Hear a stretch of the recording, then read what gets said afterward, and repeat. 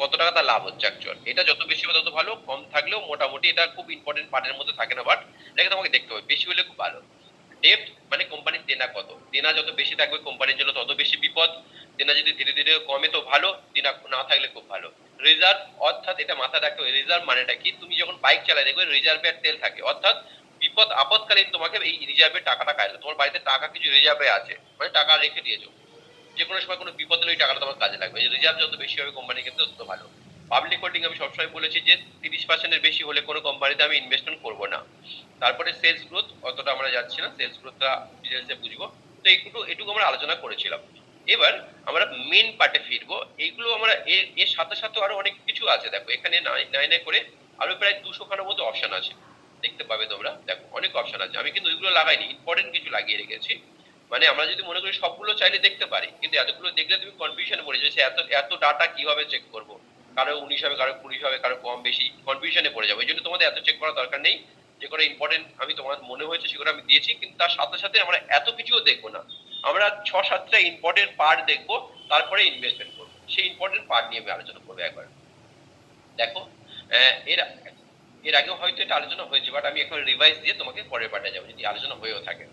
দেখো sales, sales মানে যে কোনো কোম্পানি টাকা লাগানোর আগে অবশ্যই সেলসটাকে দেখবে। এবার তোমরা মার্কিং করবে, আমি এখানে মার্কিং করবো। এই যে রিলায়েন্স কোম্পানিতে আমি টাকা লাগাবো, টাকা লাগালে আমার যে লাভ হবে না লস হবে সেটা কিভাবে বুঝবো, সেটা সেটা তার জন্য আমাদেরকে প্রথমে এটা অ্যানালাইসিস করতে হচ্ছে। আমরা এবার রিলায়েন্সের সম্বন্ধে ডিটেলসে বুঝবো যে স্টকে যদি আমরা টাকা লাগাই কত টাকা পেতে পারি, কত দিনের মধ্যে পেতে পারি, এর একটা আনুমানিক প্ল্যানিং কিভাবে করব, বা আমার টাকা লাগালে লস হবে কিনা লাভ হবে সেটা কিভাবে বুঝবো। এবার তোমরা সবাই নোট ডাউন করো। প্রথম তোমাদের কোয়ার্টারলি রেজাল্টে যেতে হবে। দেখো এখানে তো অনেক কিছু দেখেছি, আমাদের এইগুলো যা শেখার জন্য শিখেছি, কিন্তু মেন ইম্পর্টেন্ট পার্টে এখন আসছি, যেগুলো তোমাদেরকে টাকা লাগানোর আগে অবশ্যই দেখতে হবে। প্রথম কোয়ার্টারলি রেজাল্টে গিয়ে সেলসটা দেখবে। সেল, রিলায়েন্সের সেল লাস্ট 3টে কোয়ার্টারে তুমি দেখছো সেল, তো লিখে নাও সেল। প্রথম দেখবো সেল, সেলস লাস্ট 3টে কোয়ার্টার, যাদের লেখা নেই লিখে নাও। লাস্ট 3টে কোয়ার্টার সেলস দেখবো কোম্পানির বাড়ছে কিনা, অর্থাৎ রিলায়েন্স সেপ্টেম্বর 2024-এ সেলস করেছিল 2,31,000 কোটি টাকার। তারপরে ডিসেম্বরে 2,39,000 কোটি টাকা, তারপরে 2,61,000 কোটি টাকা, মানে কন্টিনিউয়াস সেলস কিন্তু বেড়েছে। এটা মাথায় রাখতে হবে। তার মানে রিলায়েন্সে আমরা সেলসে একে এক দিলাম, সেলসে একে এক দিলাম। সেকেন্ড কি দেখবো, সেকেন্ড একটা এর উল্টো হয়, অনেক সময় অনেক কোম্পানির সেলস ঘুরে ফিরে দেখা যায়, সেটাও তোমাদেরকে বুঝিয়ে দিই। কিছু কিছু কোম্পানি সিজন ওয়াইজ চলে, ওই জন্য সেসব কোম্পানির ক্ষেত্রে সেলস গুলোকে আমাদের একটু ইয়ার টু ইয়ার দেখতে হয়। যেমন ভোল্টাস, ভোল্টাস তো সারা বছর চলে না ভালো করে, আমরা ভালো করে জানি গরমের সময় ভোল্টাস এসি ফ্রি সবাই কেনে। এই জন্য এই সমস্ত কোম্পানির ক্ষেত্রে যখন সেলস দেখবে তখন ইয়ার টু ইয়ার দেখবে। দেখো মার্চ 2022-এ 2600, মার্চ 2023-এ 2900, মার্চ 2024-এ 4200, মার্চ 2025-এ দেখো 4700। মানে এই সমস্ত কোম্পানির ক্ষেত্রে তোমরা সেলসটা এইভাবে দেখবে, ইয়ার টু ইয়ার দেখবে, কারণ এদের সারা বছর সেলস ভালো হয় না। এমন কোন কোম্পানি যখন তুমি দেখবে যে যেটা স্পেসিফিকলি সিজন ওয়াইজ চলে, সিজনে চলে, সেই সমস্ত কোম্পানির ক্ষেত্রে তোমাদেরকে এগুলো দেখতে হবে। বাকি নর্মাল কোম্পানির ক্ষেত্রে তোমরা লাস্ট 3টে কোয়ার্টার পর পর দেখবে। তাহলে রিলায়েন্সকে আমরা সেলসে একে এক দিলাম। সেকেন্ড কি দেখবো, সেকেন্ড দেখবো নেট প্রফিট। দেখো নেট প্রফিট লাস্ট 3টে কোয়ার্টার, দুটো কোয়ার্টার দেখলে চলে, এবার 3টে কোয়ার্টার হলে খুব ভালো হয়। দেখো 19,000 কোটি টাকা প্রফিট করেছে কোম্পানি, তারপরের কোয়ার্টার 21,000 কোটি টাকা, তারপরে কোয়ার্টারে 22,000 কোটি টাকা, আনুমানিক করছি জাস্ট এটা, 21,930 এত কিছু বলছি না। তার মানে লাস্ট 3টে কোয়ার্টারের কোম্পানি কন্টিনিউয়াস নেট প্রফিট বেড়েছে, তাহলে নেট প্রফিট দেখলাম। সেকেন্ড দেখবো নেট প্রফিট, নেট প্রফিটে রিলায়েন্সকে একে এক দিলাম। এবার তোমরা লিখে নাও, তাহলে তোমাদের সুবিধা হবে যারা স্পেশালি ইনভেস্টমেন্ট করতে চাইছে ফিউচারের জন্য, না হলে পরে সমস্যা হলে হতে পারে। এবার আর্নিং পার শেয়ার থার্ড, 3 নম্বরে লেখো ইপিএস। ইপিএস অর্থাৎ আর্নিং পার শেয়ার, প্রতি শেয়ার পিছু কোম্পানির কত ইনকাম হচ্ছে, এটাও আমরা 3টে কোয়ার্টার লাস্ট দেখবো। দেখো 12 টাকা থেকে 13 টাকা হয়েছে, 13 টাকা থেকে 14 টাকা হয়েছে, তার মানে এটাও আমরা একে এক দিলাম। তাহলে এখান থেকে আমরা কি কি দেখলাম, এখান থেকে 3টে জিনিস দেখলাম। সেলস দেখলাম প্রথমে, সেলস এর পরে দেখলাম নেট প্রফিট, দেখলাম নেট প্রফিটের পরে দেখলাম আর্নিং পার শেয়ার, অর্থাৎ আমরা এখান থেকে 3 রিলায়েন্সকে দিয়ে দিলাম। এইভাবে তোমরা মার্কিং করবে। সেকেন্ড যাব ব্যালেন্স শিটে। ব্যালেন্স শিটে কি দেখো বড়িং, দেনা। দেনা এমন একটা জিনিস ভালো ভালো কোম্পানিকে ধ্বংস করে দিয়েছে। দেনা, যারা দেনা করে তারা জানে যে দেনাই অনেকে বড়লোক থেকে ভিখারিও হয়ে গেছে। সেজন্য কোনো কোম্পানি যদি দেনা বাড়ে তার মানে সেটা খুব বড় বিপদ, যে কোনো সময় তোমার টাকা কমে যেতে পারে, যে কোনো সময় স্টক উপর থেকে নিচে আসতে পারে। সেই জন্য দেনা যদি কোনো কোম্পানিতে কমে তাহলে খুব ভালো, যদি বাড়ে তাহলে খারাপ নর্মালি। কিন্তু কিছু কিছু কোম্পানির ক্ষেত্রে দেনা বাড়লে খুব বেশি সমস্যা নেই। যেমন মনে করো ফাইন্যান্স সেক্টর, ফাইন্যান্স সেক্টর মানে আমি তোমাকে যদি বলি Bajaj finance, Bajaj finance specially কিন্তু দেনা করে দেনা দেয় মানুষকে। কোনো কারো কাছ থেকে লোন নেয়, 10 টাকা সুদে লোন নিল বছরে, তারা 22 টাকা বা 30 টাকা সুদে অন্যজনকে লোন দিচ্ছে, মানে ওর দেনা নিয়ে দেনা কারবার করছে। সেই ক্ষেত্রে ফাইন্যান্স কোম্পানির ক্ষেত্রে দেনাটা খুব ইম্পর্টেন্ট হয় না। কিন্তু ফাইন্যান্স কোম্পানি ছাড়া অন্যান্য কোম্পানির ক্ষেত্রে যদি দেনা বাড়ে তাহলে কিন্তু বিপদের সংকেত। কারণ দেখো এখানে যদি আমরা দেখি, রিলায়েন্সে দেখি 4,51,000 কোটি টাকা দেনা ছিল, তারপরে 4,58,000 হয়ে গেছে, বেড়ে গেছিল, তারপরে অনেক কমে গেছে 3,69,000 কোটি টাকা, মানে দেনা এখানে কমেছে, লাস্ট কোয়ার্টারের তুলনায় খুব বেশি কমেছে। তার মানে কোম্পানি এখানে আমার বরোইং এর ক্ষেত্রে, তারপরে দেখো বরোইং, তোমরা লিখে নাও, আমি তোমাদের জন্য টাইম দিয়ে দিচ্ছি জন্য। বরোইংটা দেখবো, বরোইং এর মধ্যে অনেক কিছু আছে ডিটেলসে, শর্ট টার্ম, লং টার্ম, সেগুলো আছে। শর্ট টার্ম, লং টার্ম মানে কয়েক বছরের জন্য, কয়েক মাসের জন্য, এই সমস্ত ব্যাপার থাকে। এগুলো আমাদের অত মাথা লাগানোর দরকার নেই বর্তমানে। আমাদেরকে এটুকু ভাবতে হবে যে আগের কোয়ার্টারের তুলনায় কমেছে কিনা। ভালো বলে কমেছে, দেনা কোম্পানি অনেক কমে গেছে। কোম্পানির দেনা কখন কমে ভাবো তো, তোমার বাড়ির দেনা কখন কমে? যখন তোমার ইনকামটা বাড়ে তখন তো তোমার দেনা কমে না। দেনা বাড়া মানে তোমার ইনকাম ঠিকঠাক হচ্ছে না, তোমার প্রবলেম ক্রিয়েট হচ্ছে যদি তোমার দেনা বেড়ে যাচ্ছে। যখন দেনা কমবে মানে তোমার এখন ইনকাম ভালো হচ্ছে, তুমি লোককে দেনা শোধ করছো।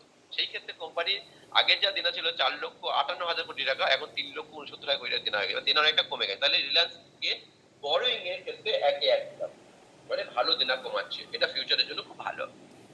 এবার দেখো টোটাল অ্যাসেট, সমস্ত ক্ষেত্রে কোম্পানি অ্যাসেটটা বাড়ছে কিনা এটা মানে দেখবো। এখানে এসে অ্যাসেট দেখো 16 লক্ষ কোটি টাকা অ্যাসেট ছিল, তারপরে 17 লক্ষ কোটি টাকা অ্যাসেট হয়েছে, তারপর 19 লক্ষ কোটি টাকা অ্যাসেট হয়েছে। তার মানে অ্যাসেট খুব বেশি বেড়েছে লাস্ট কোয়ার্টারে। এটা অ্যাকচুয়ালি 18 লক্ষ হওয়া উচিত ছিল, কিন্তু 19 লক্ষ হয়ে গেছে। মানে রিলায়েন্স কোম্পানির অ্যাসেট, ওভারঅল অ্যাসেট, অ্যাসেট কিন্তু খুব বেশি বেড়েছে। তাহলে টোটাল অ্যাসেট কি আমরা লিখব, টোটাল অ্যাসেট এখানে খুব ভালো বেড়েছে, তাহলে এখানেও আমরা একে এক দিলাম।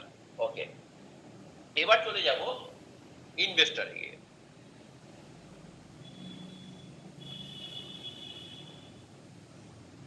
এবার চলে যাব ইনভেস্টরে।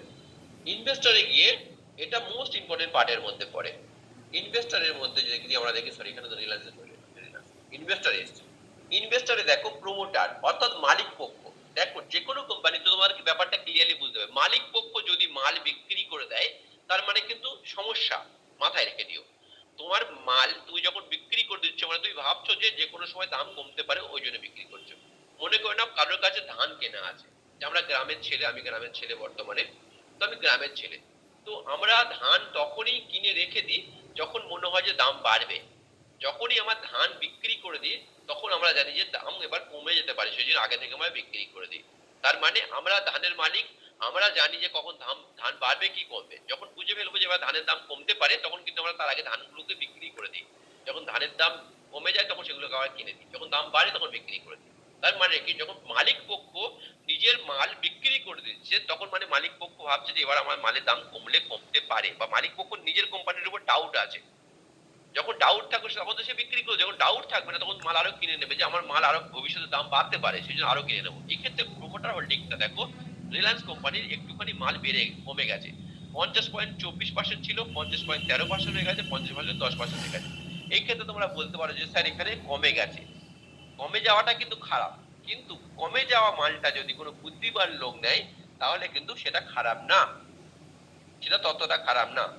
এটা যদি এই মালটা কমছে, যদি এই মালটা যদি পাবলিক নিত, আমি আগেই বলেছি যে পাবলিক হোল্ডিং 30% বেশি হলে সেখানে আমরা বাই করবো না, মানে পাবলিক তাহলে ডেঞ্জার একজন। পাবলিক খুব বেশি অ্যানালাইসিস করে না, টাকা লাগিয়ে দেয়। সেই জন্য পাবলিক হোল্ডিং যদি কোনো কোম্পানিতে বাড়ে সেটা বিপদের সংকেত। আবার যদি 30% বেশি হয়ে যায় কোনো কোম্পানিতে পাবলিক হোল্ডিং, সেখানে কিন্তু আমরা বাই করবো না। তাহলে এখানে যদি আমরা খেয়াল করে দেখি, এখানে দেখো 0.03% মালিক পক্ষ এখানে মাল বিক্রি করেছে। আর কে মাল বিক্রি করেছে? FIS, foreign investor. দেখো এটা দেখতে পারো যে গ্রোথ ফান্ড, সিঙ্গাপুর ফান্ড, এরা দেখো এখানে মাল কিনেছে। এরা এখানে মালটা বিক্রি, এদের কাছে ছিল 19.16% ছিল, 19.7% রেখে, তার মানে এখান থেকে 0.09% বিক্রি করেছে। আর এ 0.03%, মানে এখানে হচ্ছে কি 0.13%। এখানে 0.13% প্রমোটার আর এফআইএস দুজন মিলে বিক্রি করেছে। আরেকজনকে বিক্রি করেছে গভর্নমেন্ট। গভর্নমেন্ট দেখো 1%। গভর্নমেন্টটা অত মাইনে রাখে না। গভর্নমেন্টটা ব্যাপারটা অতটা মাইনে রাখে না। গভর্নমেন্ট সেই সমস্ত কোম্পানির ক্ষেত্রে মাইনে রাখে যে সমস্ত কোম্পানি দেনায় ডুবে যাচ্ছে বা গভর্নমেন্টের সাথে টাই আপ আছে। তোমাদেরকে আমি একটা জিনিস দেখাই, বুঝিয়ে দিই, কারণ এটা আমাদের শিক্ষার বিষয়। আমরা একটা কোম্পানি বলছি, ভোডাফোন। ভোডাফোন কোম্পানিতে দেখো বুক ভ্যালু মাইনাস, অর্থাৎ ভোডাফোন যদি বন্ধ হয়ে যায় তুমি এখানে টাকা লাগিয়ে রাখলে কিন্তু কিচ্ছু পাবে না, এটা মাথায় রেখে দিও। এই সমস্ত কোম্পানির ক্ষেত্রে তুমি যখন ইনভেস্টরে গিয়ে দেখবে, দেখো গভর্নমেন্টের কাছে 49%, 22% থেকে 49% হয়ে গেছে। এখানে এই সমস্ত কোম্পানির ক্ষেত্রে গভর্নমেন্ট হোল্ডিং বাড়া মানে ভালো, কারণ এই সমস্ত কোম্পানির সমস্ত দিক থেকে কোম্পানির প্রবলেম হচ্ছে। কেমন আমি তোমাদেরকে যদি দেখাই, দেখো বড়িংটা দেখাই। দেখো কোম্পানির দেনা 2,50,000 কোটি টাকা দেনা, আর কোম্পানির কাছে অ্যাসেট আছে 1,96,000 কোটি টাকা। মানে কোম্পানির সমস্ত কিছু বিক্রি করে দিলেও দেনা শোধ করতে পারবে না। মানে তোমাদের তাহলে শেয়ার যদি কোম্পানি বন্ধ হয়ে যায়, তোমাদের টাকা কোথা থেকে দেবে? কোম্পানি যা দেনা আছে সেই দেনা, দেখো কোম্পানি তোমার শেয়ার কেনা আছে মানে তুমি কিন্তু কোম্পানির মালিক। তার মানে কোম্পানি যখন দেউলিয়া হয়ে যাবে, কিছু থাকবে না, তুমিও কিন্তু কিছু পাবে না, কারণ কোম্পানি তো দেনা বেশি। দেখো 2,50,000 কোটি টাকা দেনা, আর কোম্পানির কাছে আছে 1,96,000 কোটি টাকা। তার মানে সমস্ত জিনিস বিক্রি করে দিলেও কোম্পানির দেনা শোধ হবে না। ওই জন্য এখানে কিন্তু বুক ভ্যালুটা মাইনাসে দেখাচ্ছে। দেখো বুক ভ্যালুটা মানে কোম্পানি যদি তুমি টাকা লাগিয়ে রাখো, কোম্পানি যদি বন্ধ হয়ে যায় কিছু পাবে না। কিন্তু এখানে একটা যে এই ক্ষেত্রে আমি যদি ইনভেস্টর তোমাদেরকে বললাম, গভর্নমেন্ট, গভর্নমেন্টের কাছে 49%, এটা একটা মাত্র আশার আলো। এই কোম্পানিতে একটা মাত্র আশার আলো কি, সরকারের কাছে 49%, মানে হাফের কাছাকাছি সরকারের কাছে আছে। আর সরকার যদি মনে করে এরা ঋণটাকে মুকুব করে দিতে পারে, এই যে তুমি দেখতে পাচ্ছ 2 লক্ষ 2,50,000 কোটি টাকা দেনা, সরকার যদি মনে করে এই লোনটাকে মানে রিকভার করে দিতে, যে আমি তোমার লোন দিতে হবে না, তোমার লোন আমি শোধ করে দেবো, কেন সরকার করবে? করলে করতে পারে, কারণ সরকারের কাছে তো প্রচুর মাল আছে। এখানে সরকারের কাছে হাফ মাল আছে। যদি কোম্পানি দেউলিয়া হয়ে যায় তো সরকারের সব টাকা চলে যাবে না? তো সেই সমস্ত ক্ষেত্রে আবার যেহেতু আমাদের ভোডাফোনের আইডিয়া, যেহেতু আমাদের টেলিকম সেক্টরে বেশি কোম্পানি নেই, এয়ারটেল, জিও আর ভোডাফোন, এই কয়েকটা কোম্পানি হয়তো আছে। সেই ক্ষেত্রে কোম্পানি, সরকার চাইবে যে যাতে টেলিকম কোম্পানিটা বেঁচে থাকে। সেই জন্য সরকার যদি মনে করে যে ছাড় দিয়ে দেবো, যে তোমার সমস্ত দেনা আমি মুকুব করে দিলাম, তখন কিন্তু এই স্টকটা রকেট হয়ে যেতে পারে। এই একটা কন্ডিশনে স্টকটা রকেট হতে পারে, এই একটা কন্ডিশনে গভর্নমেন্ট কাজে লাগে। আদারওয়াইজ অন্য কোনো ব্যাপারে আমাদের তেমন কোনো কাজে লাগে না, এটা মাথায় তোমাদেরকে রাখতে হবে। এবার যেহেতু আমরা এখানে গভর্নমেন্ট হোল্ডিংটা তোমাদেরকে দেখালাম, এখানে গভর্নমেন্ট হোল্ডিং মনে করো 1%, 0.01% ছেড়ে দিয়েছে, অর্থাৎ 18 থেকে 17 হয়ে গেছে, মানে 1%। তার মানে এর আগে এ ছেড়েছিল 3, 0.3, এ ছেড়েছিল 0.9, আর এ ছেড়েছিল 0.1। তার মানে টোটাল তিনজনে মিলে 14, অর্থাৎ 0.14, 0.14 তোমরা দেখতে পাচ্ছ। আর তার সাথে সাথে দেখো এখানে পাবলিকটা আমি মাইনে রাখছি না, দেখছি না। দেখো আর এখানে যে ডিআইএস, ডোমেস্টিক ইনভেস্টর, সব ইম্পর্টেন্ট পার্ট থাকে, সে হচ্ছে ডিআইএস। কোনো কোম্পানিতে তুমি যদি দেখো ডিআইএস বাই করছে, মানে সেখানে তুমি চাইলে বাই করতে পারো, কারণ ডিআইএস নর্মাল কেউ লোক নয়, এরা একটা বড় এক্সপার্ট টিম।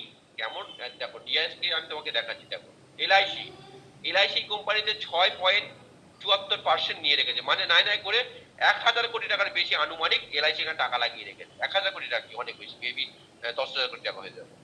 এখানে এসবিআই, আইসিআইসিআই, এরা এই সমস্ত ফান্ড যারা একটা কোম্পানিতে 10,000 কোটি টাকা লাগাচ্ছে, মানে তারা কত অ্যানালাইসিস করবে, কত ডিপলি অ্যানালাইসিস করে তবে টাকা লাগাবে। সেই জন্য ডিআইএস যেখানে টাকা লাগাবে সেখানে কিন্তু ভালো জিনিস। এই ক্ষেত্রে দেখো ডিআইএস কি ছিল 19.02, আর বেড়ে কত আছে 98.36, মানে প্রায় 34%, 0.34। তাহলে এর আগে 0.34, আর এরা দুজন মিলে বিক্রি করেছে। এরা প্রমোটার আর এফআইএস আর সরকার তিনজন মিলে বিক্রি করেছে 0.14। আর এখানে পাবলিক কত বিক্রি করেছে, এখানে ধরে নাও বাকি যতটা বিক্রি করেছে, আর সবটা তুলেছে কে, বেশিরভাগটা কে তুলেছে, ডিআইএস। তার মানে এই ক্ষেত্রে কিন্তু সমস্যা কিছু নেই, ডিআইএস এর মতো লোক, মূল্যবান লোক মালটাকে তুলেছে। এটা তো এত বোকা না, বোকা হচ্ছে পাবলিক, মাথায় রাখবে। বোকা পাবলিক, বোকা হতে পারে গভর্নমেন্ট, কারণ সরকার আজকের আছে, আজকের মোদি আছে, কালকে যোগী আসবে, কালকে এই আছে, কালকে কোথায় হয়ে যাবে। কে কোথায় ইনভেস্টমেন্ট করে রেখেছে সরকার দিয়ে অত বেশি মাথায় লাগায় না, কারণ সরকারের তো বাবার টাকা না, না পাবলিকের টাকা, সরকার অত মাথা ঘামায় না। সেই জন্য এখানে তোমার সরকারটা অত ইম্পর্টেন্ট না, পাবলিকটাও ইম্পর্টেন্ট না, আর এফআইএসটা ইম্পর্টেন্ট, কিন্তু এফআইএস এর তুলনায় ডিআইএস বেশি ইম্পর্টেন্ট। তার মানে সবাই যে মালগুলো বিক্রি করেছে সব মালটা কে তুলেছে, ডিআইএস তুলেছে। তার মানে এটা খুব ভালো জিনিস। প্রমোটার কেন বিক্রি করেছে তোমরা যদি বলো, স্যার প্রমোটার তো ভালো, কেউ মিউট করো প্লিজ, আর আনমিউট আছে। প্রমোটার তো ভালো, কিন্তু প্রমোটার তো বিক্রি করলো, কিন্তু প্রমোটার রিলায়েন্স কোম্পানি অনেকগুলো কোম্পানি অলরেডি খুলছে, তোমরা জানো অনেকগুলো ব্যবসা করছে, সেই ক্ষেত্রে না একটু টাকার প্রয়োজন আছে হয়তো, মেবি সেই জন্য তুলেছে, সেই জন্য বিক্রি করেছে। কিন্তু মালটা কিনেছে কে? রিলায়েন্স। যদি মালটা বিক্রি করতে পালানোর চেষ্টা করতো তাহলে টিআইএস এর মতো এক্সপার্ট এটাকে কিনতো না। কিনেছে মানে অবশ্যই প্রমোটার মালটা বিক্রি করেছে কোম্পানি গ্রোথের জন্য বা কোম্পানি অন্য জায়গায় ব্যবসা করার জন্য, সেই ক্ষেত্রে ওই জন্যই ডিআইএস কিনেছে। এই ক্ষেত্রে ডিআইএস সমস্ত সবার মালটা ডিআইএস কিনেছে, তার মানে এটা নেগেটিভ না, এটা ভালো পজিটিভ। এটা তোমার মাথায় রেখে দেবে। এখানে সব থেকে মূল্যবান প্রমোটারের পরে যদি কেউ থাকে সেটা ডিআইএস। এফআইএস তো বিদেশি ইনভেস্টার, এরা প্রতিদিন রিলায়েন্স কোম্পানিতে আসতে পারবে প্লেনে করে আমেরিকা থেকে, সিঙ্গাপুর আসতে পারবে, কিন্তু ডোমেস্টিক ইনভেস্টার দেশীয় যারা কলকাতা, ব্যাঙ্গালোর, মুম্বাই যারা থাকে তারা যে কোনো সময় মনে করলে রিলায়েন্স অফিসে এসে ভিজিট করতে পারে। আর এদের কিন্তু নিজস্ব চর আছে, এই চর লাগিয়ে যে রেখেছে কোম্পানিতে, কোম্পানির ভিতরে কি খবর চলছে না হচ্ছে এরা কিন্তু খবরটা অনেক সময় পায়, কিন্তু আমরা কিচ্ছু পাই না। সেই জন্য এরা যখন ডিআইএ সমস্ত খবর পাওয়ার পর যখন মালটা নিচ্ছে, মানে ডিআইএ যখন মালটা নিচ্ছে মানে ভাবো এই স্টকের ভালো উন্নতি হতে পারে। তাহলে এখানে আমরা ইনভেস্টর পোর্টফোলিওতে গিয়ে তাহলে কি দেবো, রিলায়েন্সকে 1-1 দেবো। এবার লিখো ইনভেস্টর 1-1,